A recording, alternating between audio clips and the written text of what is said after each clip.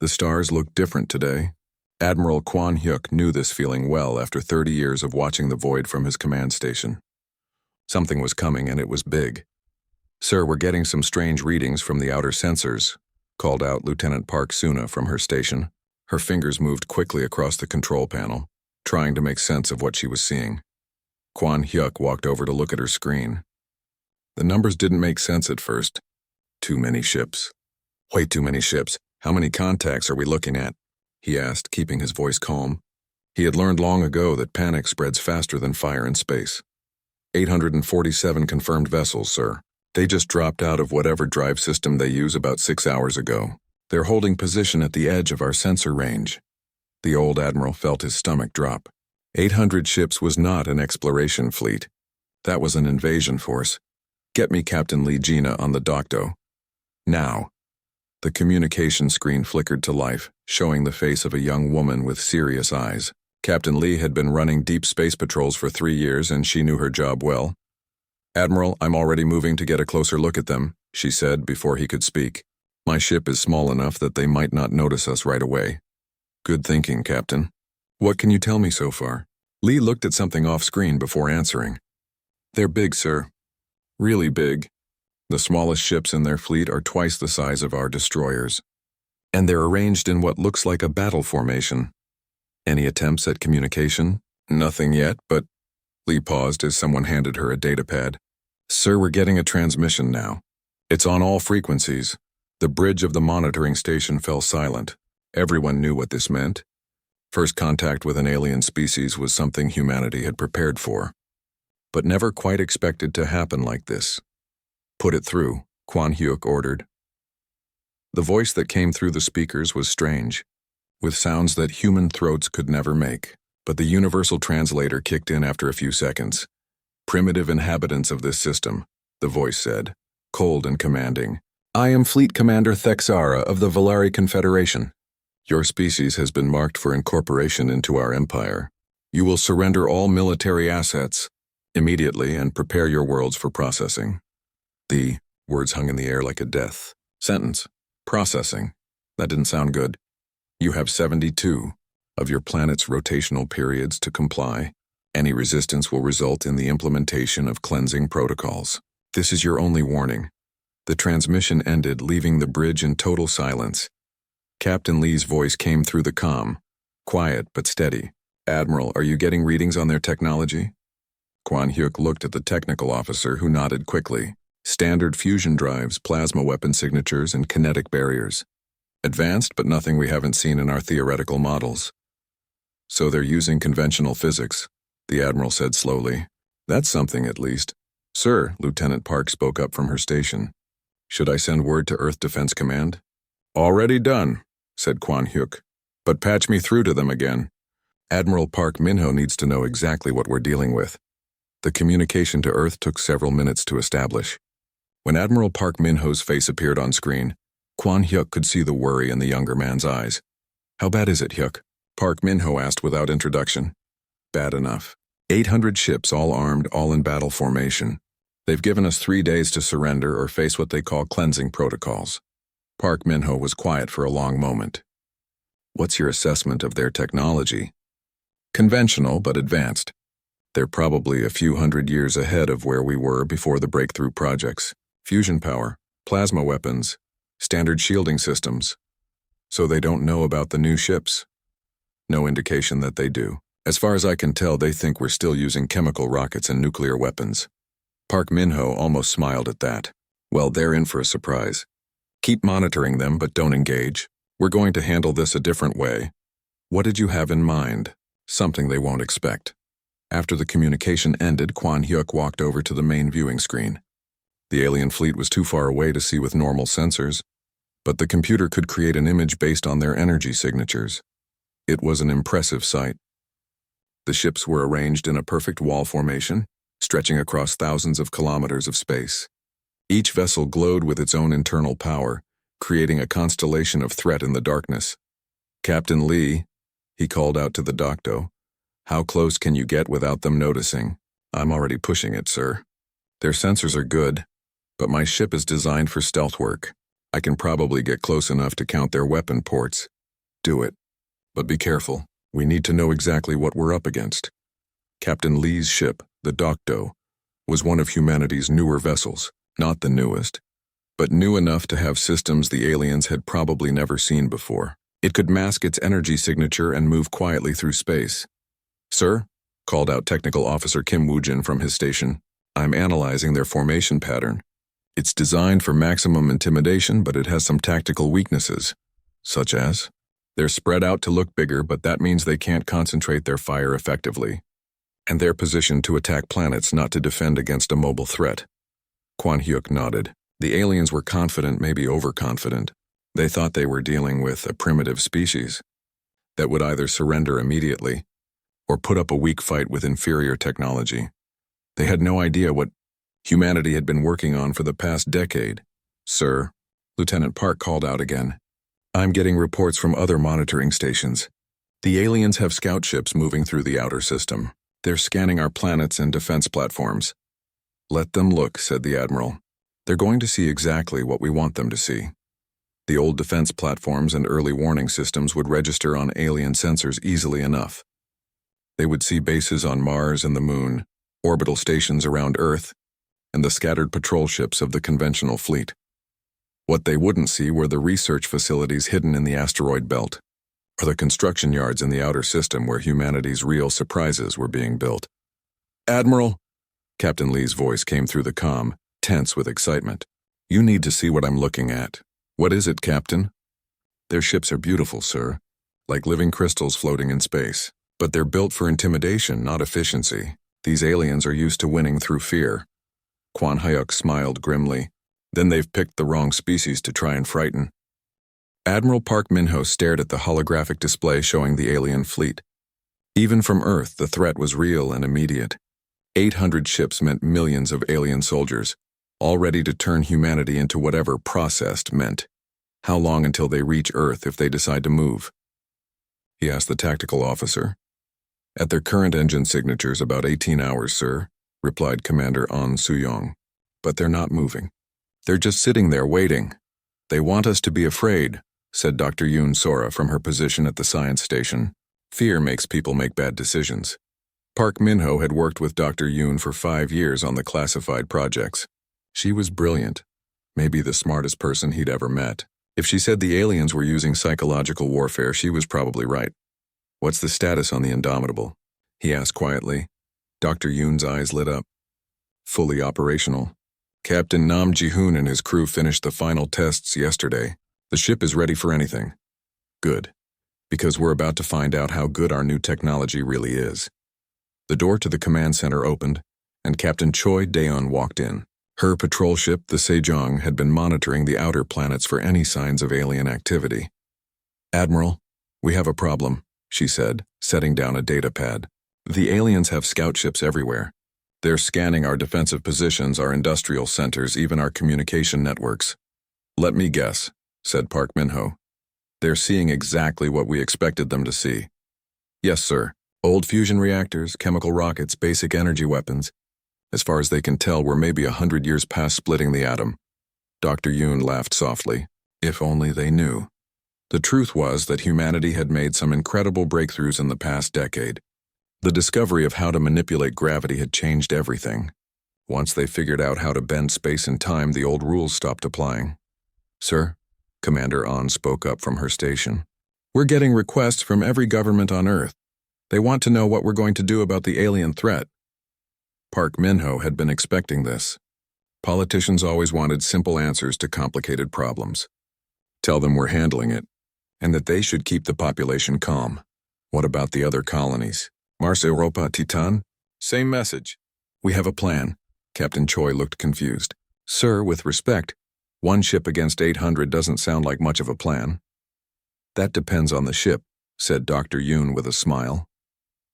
Park Min-ho walked over to the secure communication terminal. It was time to contact the one person who could make this work. Captain Nam Ji-hoon was somewhere out in the outer system, running final tests on humanity's greatest achievement. "Captain Nam, this is Admiral Park. How quickly can you get to the Kepler system?" The response came back immediately. "Give me 6 hours, sir." The new drive system makes distance almost meaningless. Good. You're going to have 800 alien ships to deal with. They think we're primitives with chemical rockets. Well, they're about to learn differently. Dr. Yoon stepped closer to the communication terminal. Nam, remember that this is first contact. How we handle this will determine how the galaxy sees humanity for generations. Understood, Doctor. I'll try not to start a galactic war on our first day. After the communication ended, Park Min-ho called for a meeting with the Solar Defense Council. Representatives from every human world would need to know what was about to happen. The meeting room filled quickly. Governors from Mars and the outer colonies, military commanders from the various fleets, and senior scientists from the research programs. All of them looked worried. Ladies and gentlemen, Park Min-ho began, we are facing the first major test of human space power. An alien fleet has entered our territory and demanded our surrender. Governor Lee Min-soo from Mars spoke first. What are our options? Do we negotiate? Negotiation requires that both sides have something to offer, said Dr. Yoon. These aliens aren't interested in trade or diplomacy. They want conquest. So we fight? Asked Commander Kim Tae-wan from the Jupiter Defense Force. 800 ships against our entire fleet? Not our entire fleet, Park Min-ho said carefully. One ship, the room erupted in worried voices. Everyone started talking at once, asking how one ship could possibly handle such a massive threat. Please, Park Min-ho called for quiet. Let me explain. He activated the holographic projector in the center of the room. The image that appeared made everyone fall silent. It was a ship unlike anything they had ever seen. This is the UES Indomitable, he said, the first of a new generation of human vessels. It incorporates technology that most of you don't have clearance to know about. The ship in the hologram looked almost organic, with smooth curves and no visible engines or weapons. It seemed to shimmer slightly as if it wasn't quite solid. How does it work? Asked Governor Park Ji-won from Europa. Dr. Yoon stepped forward. The Indomitable doesn't follow the same rules as conventional ships. It can manipulate gravity, bend space and time, and exist in multiple dimensions simultaneously. That sounds like science fiction, said Commander Kim. So did spaceflight. Once upon a time, replied Dr. Yoon. The universe is stranger than we thought. We've just learned how to use that strangeness. Park Min-ho brought up another image showing the alien fleet's formation. The aliens are using technology that's advanced but conventional. Fusion drives, plasma weapons, kinetic barriers. They're probably a few hundred years ahead of where we were before our breakthrough. But not ahead of where we are now, added Dr. Yoon. What exactly is Captain Nam going to do? Asked Governor Lee. He's going to show them that humanity is not what they expected, said Park Min-ho. And hopefully, he's going to do it without firing a shot. The truth was that the Indomitable could probably destroy the entire alien fleet in minutes. Its quantum weapons operated on principles that made conventional armor and shields useless. But destroying 800 ships and millions of aliens would send the wrong message to the galaxy. Sir, Commander An's voice came through the intercom. We're getting another transmission from the alien fleet. Put it through. The same cold voice filled the room. Humans of Sol System. 50 hours remain until the deadline. We have observed your primitive defenses and find them inadequate. Surrender now and your processing will be efficient. The transmission ended, leaving the room in silence. Efficient processing, muttered Governor Park. That doesn't sound pleasant. It's not meant to, said Dr. Yoon. They're trying to make us panic and surrender without a fight, Park. Minho looked around the room at the worried faces of humanity's leaders. They were scared, and they had every right to be. First contact with a hostile alien species was everyone's nightmare scenario. I know this is frightening, he said, but I need you to trust in what we've built. Captain Nam and the Indomitable represent the best of human ingenuity and determination. When this is over, the galaxy will know that humanity is not to be underestimated. As the meeting broke up, Dr. Yoon stayed behind to talk with the Admiral. Are you sure about this plan? She asked quietly. No, Park Min-ho admitted, but it's the best chance we have. If we fight them with conventional ships, we'll lose. If we surrender, we'll be enslaved or worse. The Indomitable is our only option. And if something goes wrong, then humanity's first impression on the galactic stage will be its last. Commander Thexara stood on the bridge of his flagship, watching the tactical display show the human star system.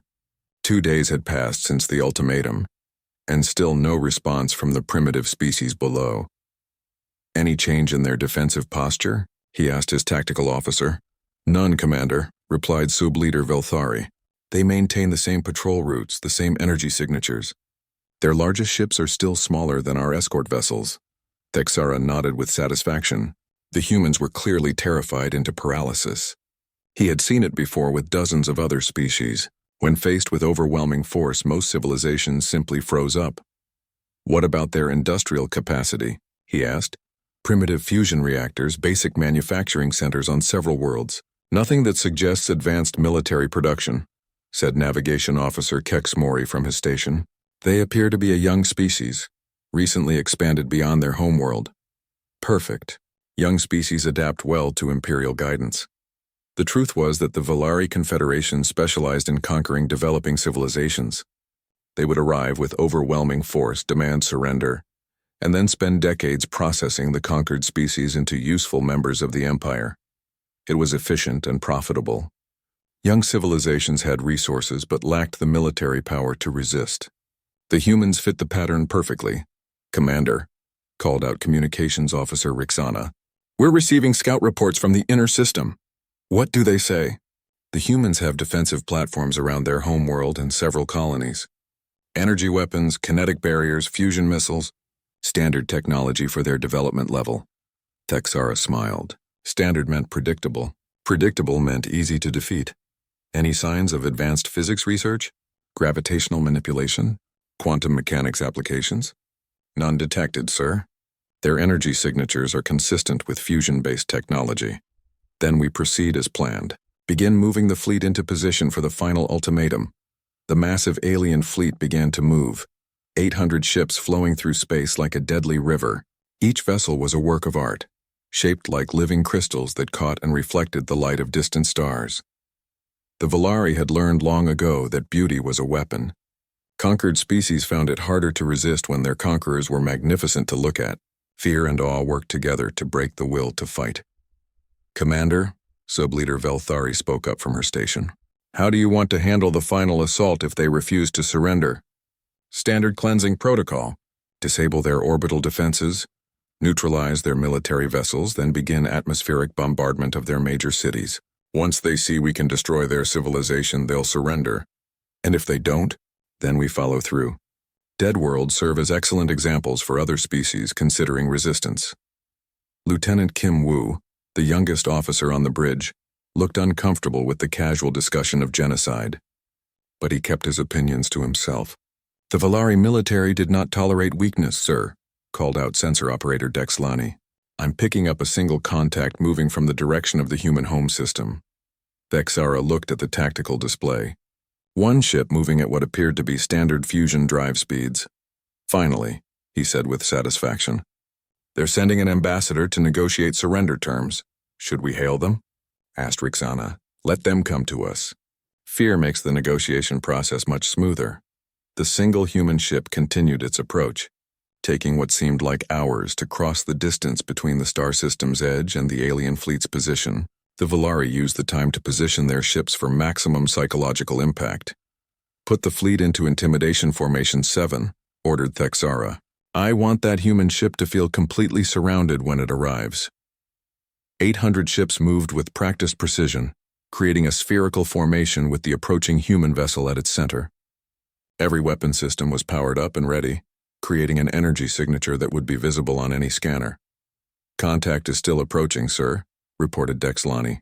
But there's something odd about its energy signature. What kind of odd? It's inconsistent. Sometimes I can read it clearly, sometimes it barely shows up on sensors at all.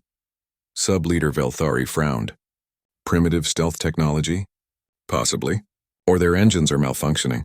Thexara wasn't worried. One ship with engine problems was hardly a threat to his massive fleet. Continue monitoring, and prepare to accept their surrender. The human ship continued its approach, moving steadily toward the center of the alien formation. To the Valari, it appeared to be a small, unremarkable vessel, probably a diplomatic courier.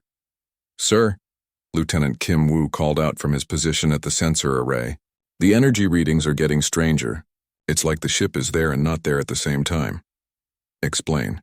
I can see it on visual sensors, but energy scans keep fluctuating. Sometimes it shows up as a normal fusion signature, Sometimes it doesn't register at all. Texara was beginning to feel the first hint of unease. In 30 years of military service, he had learned to trust his instincts.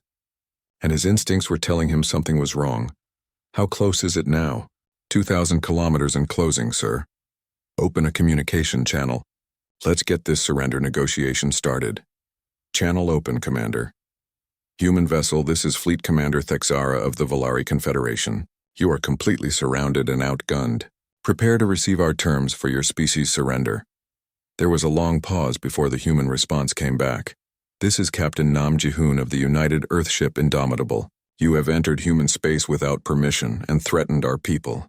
You have 1 minute to withdraw your fleet or we will consider you hostile. The bridge fell silent. Sub-Leader Velthari was the first to speak. Did that human just threaten us? Texara couldn't believe what he had heard. 1 ship against 800 and the human captain was making demands. Human captain, he said, trying to keep the amusement out of his voice. You appear to be confused about your situation. You are 1 small ship surrounded by the most powerful fleet in this sector of the galaxy. Perhaps you should reconsider your position. I'm exactly where I need to be, came the calm reply. Sir, Lieutenant Kim Woo called out urgently. The human ship just disappeared from sensors. What do you mean disappeared? It's not there anymore. Visual contact is gone, energy signature is gone, everything. Texara looked at the main screen. The space where the human ship had been was now empty. Find it, he ordered. Ships don't just vanish. All 800 vessels in the fleet began scanning frantically. Advanced sensors swept through space looking for any trace of the missing human ship. Commander, called out Dexlani, her voice tight with confusion. I'm reading something impossible. What is it? The human ship is right here, sir. In the exact center of our formation. Texara looked at the tactical display. There, surrounded by 800 alien vessels, was a single contact that hadn't been there a moment before. How did it get there? I don't know, sir. It just appeared. The human ship was now visible again, sitting calmly in the middle of the Valari fleet as if it had always been there. But that was impossible. There was no way a ship could move through their formation without being detected. All weapons, target that vessel, Texara ordered, his voice sharp with authority. Sir, called out Weapons Officer Nexkala, targeting systems can't get a lock. It's like the ship is shifting position constantly. What do you mean? The computer calculates a firing solution, but by the time weapons are ready, the target has moved. Not moved like normal movement, but moved like it was never where we thought it was. Texara felt the first real stirring of fear. In 30 years of conquest, he had never encountered anything like this. Human captain, he said into the communication system. What kind of technology are you using? The response came back immediately, calm and confident. The kind you haven't seen before, Commander. You now have 30 seconds to begin withdrawing your fleet. Around the bridge, alarm klaxons began to sound as sensors registered energy patterns that didn't match anything in their databases. Captain Nam Jihoon stood on the bridge of the Indomitable, watching as the alien fleet scrambled to understand what they were seeing. The ship's quantum sensors showed him everything. 800 vessels, all trying desperately to target something they couldn't properly detect. All systems are green. Captain, reported Engineer Ominji from her station.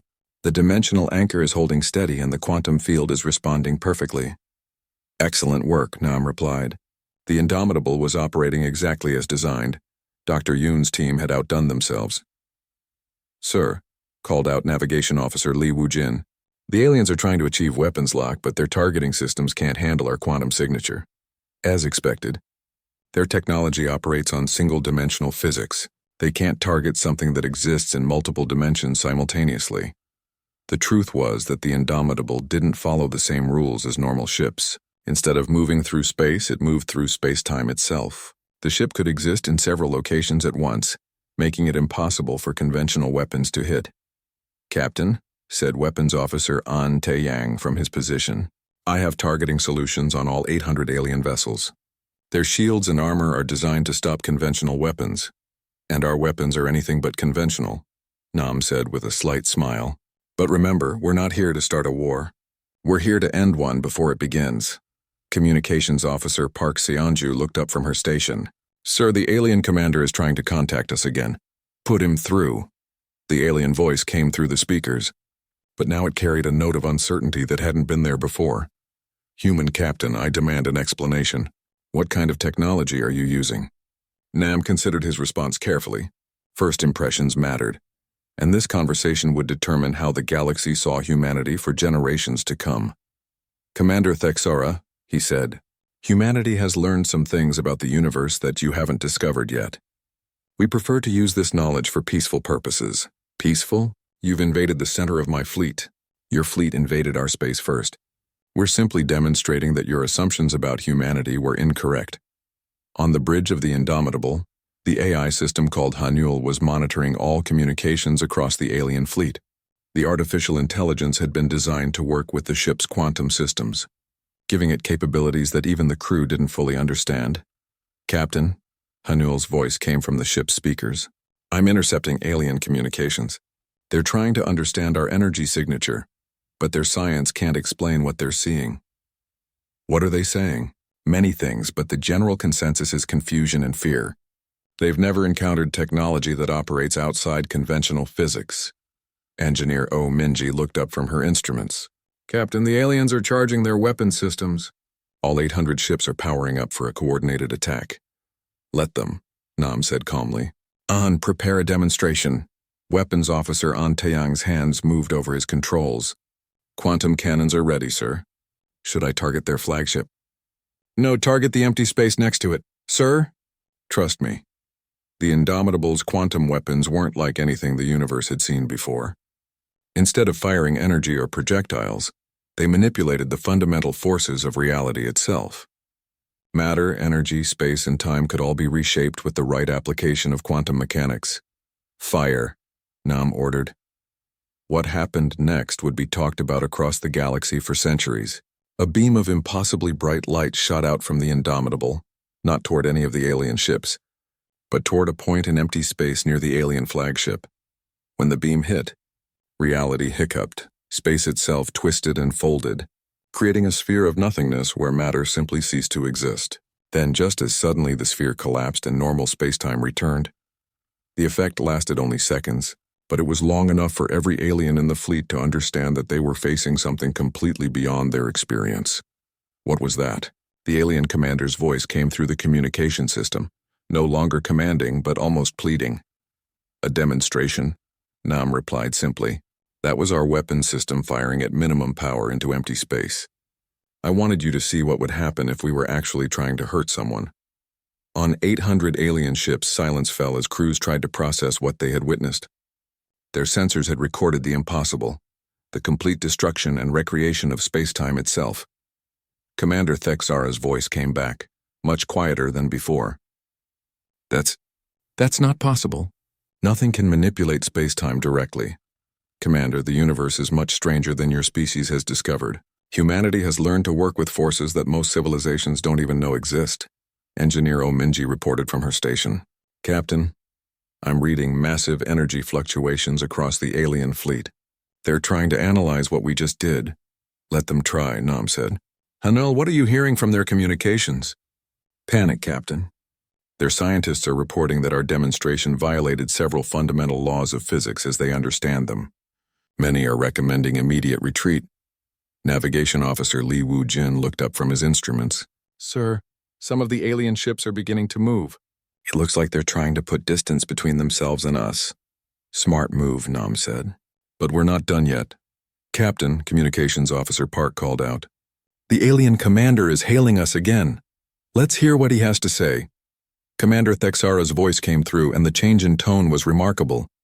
The arrogant conqueror had been replaced by someone who was clearly out of his depth. "Human Captain, perhaps we should discuss this situation." "I'm listening." "Commander, my fleet was sent here based on intelligence reports that suggested humanity was a primitive species with limited technology. Clearly our intelligence was wrong. Very wrong," Nam agreed. "Would it be possible to negotiate a withdrawal?" Nam looked around his bridge at his crew. Each of them represented the best of humanity, intelligent, dedicated, and committed to protecting their species without unnecessary violence. "Commander," he said finally, "humanity doesn't want war with your people or anyone else. We want to explore the galaxy, learn from other species, and contribute to galactic civilization." But the technology you possess will be used for peaceful purposes, as long as we're left in peace. Attack us and you'll discover that we can defend ourselves quite effectively. I need to consult with my superiors. You have 10 minutes, Commander. After that, I'm going to assume you've chosen to remain hostile. The communication ended, leaving the bridge of the Indomitable quiet except for the hum of incredibly advanced machinery. Sir, Weapons Officer An said quietly. What if they decide to fight anyway? Nam was quiet for a moment before answering. Then we'll have to show them exactly how advanced human technology really is. But let's hope it doesn't come to that. Captain, Engineer Ominji called out. I'm reading some interesting energy patterns from their fleet. It looks like they're having heated discussions on almost every ship. Democracy in action, Nam said with a slight smile. They're realizing that everything they thought they knew about the galaxy just changed. Sir, Hanul's voice came from the speakers. I'm monitoring subspace communications between the alien fleet and what appears to be their home government. The word impossible is being used frequently. Truth was that the Indomitable represented a revolution in human technology that even its crew didn't fully understand. Dr. Yoon's research team had unlocked secrets of the universe that most species would take millennia to discover, and now 800 alien ships were trying to decide whether to retreat from something they couldn't fight or to attack something they couldn't hurt. Either way, the galaxy was about to learn that humanity was not what anyone expected. The silence across the Valari fleet was unlike anything Commander Thexara had experienced in his long military career. 800 ships, millions of crew members, all trying to understand what they had just witnessed. Status report, he ordered, his voice barely steady.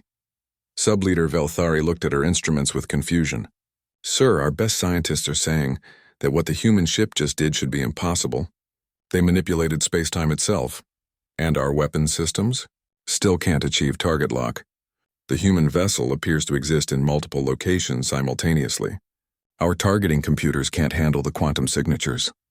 Lieutenant Kim Woo spoke up from his sensor station. Commander, I'm reading energy patterns from the human ship that don't match anything in our databases. It's like they're using forces we haven't discovered yet. Thexara felt something he hadn't experienced in decades of conquest, genuine fear. Not fear for his own life, but fear for his entire civilization. If one human ship could do this, what could their entire fleet accomplish? Sir, called out Communications Officer Rixana. We're receiving urgent messages from High Command. They want to know what's happening here. What are you telling them? The truth, sir. That we've encountered a species with technology far beyond our understanding. And their response? They don't believe it. Thexara couldn't blame them. 24 hours ago, he wouldn't have believed it either. The Valari Confederation had spent centuries conquering lesser species. The idea that they might encounter something more advanced was almost unthinkable. Commander, Subleader Velthari said quietly, what are our orders? It was a good question. The standard protocol for this situation didn't exist because this situation had never existed before. The Valari had never encountered a species that could challenge them technologically. Sir, Lieutenant Kim Woo called out urgently, the human ship is doing something new. On the main screen, the impossible human vessel began to change. What had appeared to be a single ship suddenly became multiple images, each one slightly transparent, all occupying the same space. What are we looking at? Thexara demanded. I think, Kim Woo said slowly. We're seeing the ship existing in multiple dimensions at the same time. That's impossible. So was everything else we've seen today. The human captain's voice came through the communication system, calm and patient. Commander Thexara, your 10 minutes are almost up. Have you reached a decision? Thexara looked around his bridge at the faces of his crew. These were experienced military officers, veterans of dozens of campaigns. Now they all looked like frightened children. Human captain, he said finally. I need to understand what we're dealing with. How advanced is your technology? Advanced enough to defend ourselves, Commander. The question is whether you're wise enough to accept that. You're telling me that one ship can defeat my entire fleet. I'm telling you that this conversation is the only reason your fleet still exists. The words hit Thexara like a physical blow. In his long career, no one had ever spoken to him with such casual confidence about military superiority. Sir, Weapons Officer Nexkala called out from her station. I'm analyzing the energy readings from their demonstration. If they had targeted our ships instead of empty space, what? There would be nothing left, sir. No debris, no energy signature, nothing. They could make our ship simply stop existing. Thexara felt the last of his confidence drain away. He had brought 800 ships to conquer a primitive species, and instead found himself facing something that could erase his entire fleet from existence. Commander, the human captain's voice continued, let me make something clear. Humanity doesn't want war with your people. We want to explore the galaxy, make friends, and learn from other civilizations.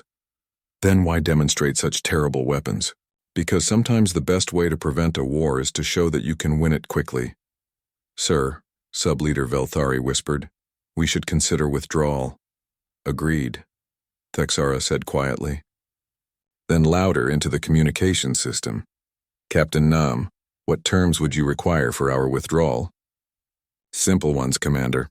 Your fleet leaves human space immediately and doesn't return with hostile intent. In exchange, we won't follow you home.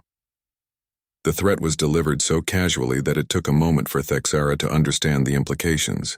The human ship could follow them home, across interstellar distances. To the heart of the Volari Confederation? You could track us? Commander, we're having this conversation while sitting in the middle of your fleet. Tracking you across a few light years wouldn't be difficult. Sir, Navigation Officer Kex Mori called out, I'm reading strange gravitational fluctuations around the human ship. It's like they're bending space itself. Because they are, Lieutenant Kim Woo said quietly. They've mastered gravitational manipulation. That's how they appeared in our formation without being detected. Thexara closed his eyes for a moment, trying to process the magnitude of what his fleet had stumbled into. The humans had technology that violated everything the Volari understood about physics. Captain Nam, he said finally, if we withdraw, what assurance do we have that humanity won't use this technology aggressively? The same assurance any civilization has, Commander. You'll have to trust that we mean what we say about preferring peace. And if other species threaten humanity, then they'll face the same choice you're facing now. Sir, Communications Officer Rixana called out, High Command is demanding an immediate status report. Thexara looked at the tactical display showing his 800 ships surrounding one impossible human vessel. How could he possibly explain this to his superiors? Tell them, he said slowly, that the intelligence reports about human technology were completely wrong. Tell them we've encountered a species that has mastered physics in ways we don't understand. And our mission? Failed. Completely and utterly failed. Commander, the human captain's voice came through the speakers again. I'm going to need your decision now. Thexara took a deep breath. In 30 years of military service, he had never ordered a retreat. But he had also never faced extinction before. Captain Nam, the Volari fleet will withdraw from human space immediately. You have my word that we will not return with hostile intent. Thank you, Commander. That's the right decision. Before we go, Thexara said, can you tell me how long humanity has possessed this technology? Not long, Commander, but long enough to know how to use it. And you developed it independently. Humanity has always been good at solving problems, Commander. When faced with the possibility of conquest, we found a solution. As the alien fleet began to turn away from human space, Thexara realized that everything had changed. The galaxy was no longer a place where the strong conquered the weak. Now there was a new player, one that could rewrite the rules of physics itself. Sir, Sub-Leader Velthari said quietly, what do we tell the Confederation? The truth, Thexara replied, that we found something in human space that we were not prepared for. And that anyone planning to threaten humanity should think very carefully about the consequences.